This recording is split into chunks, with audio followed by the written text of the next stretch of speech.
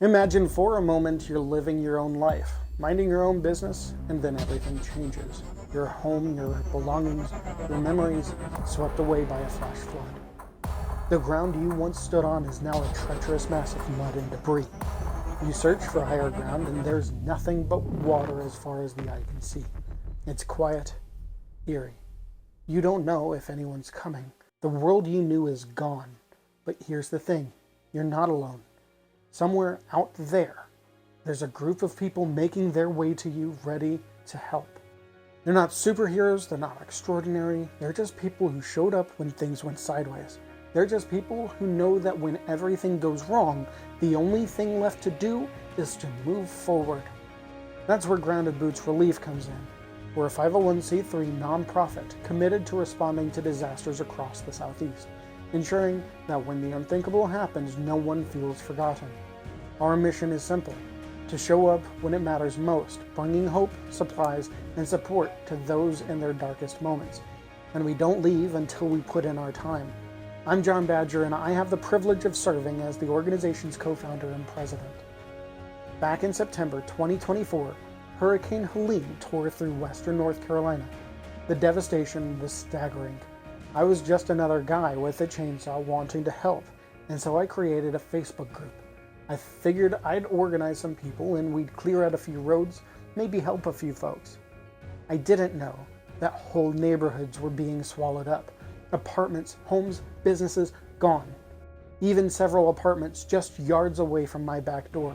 The response we'd expected to be small turned into something far bigger than we had imagined.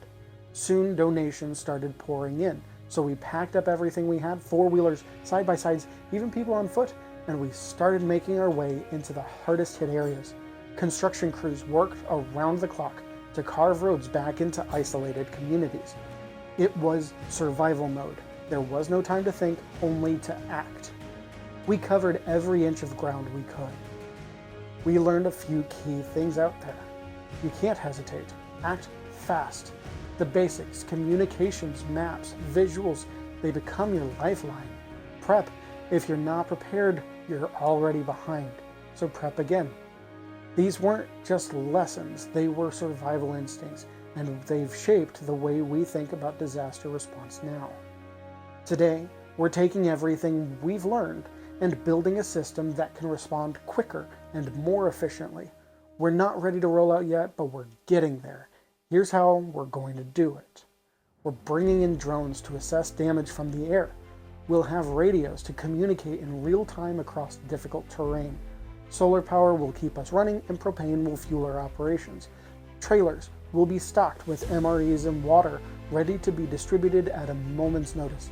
Picture this, like Spirit Halloween, except instead of costumes, we'll be setting up in disaster zones, distributing critical supplies, and packing up once it's all been delivered.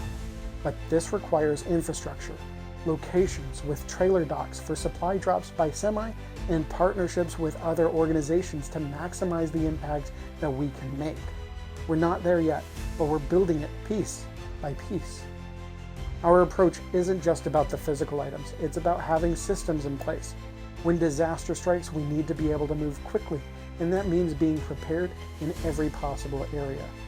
Medical readiness for when the injured need care. Weather tracking to stay ahead of the storm. Legal logistics to ensure we can operate within the parameters of the law. Donations, systems to keep the support flowing. Volunteer organization to make sure we have the manpower when needed. When we launch our response, it will be streamlined, organized, and prepared for anything. We're not just here for the quick fix. Helene left scars, and we're committed to long-term recovery.